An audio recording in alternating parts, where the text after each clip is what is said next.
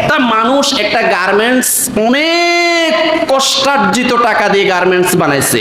ওই গার্মেন্টসের মধ্যে যে বিধি বিধান আইন কানুন এগুলা যেই ব্যক্তি প্রতিষ্ঠা করেছে ওই ব্যক্তির বিধান দিয়ে চলবে না? ওই ব্যক্তির বিধান দিয়ে তো চলবে। এখন যদি বলা হয় না, যেই ব্যক্তি গার্মেন্টসটা বানাইছে ওই ব্যক্তির বিধান চলবে না, ওই ব্যক্তির আইন চলবে না, ওই ব্যক্তির নিয়ম কানুন দিয়ে গার্মেন্ট চলবে না, এটা কি হক কথা হলো? এটা কি সঠিক কথা হলো? না।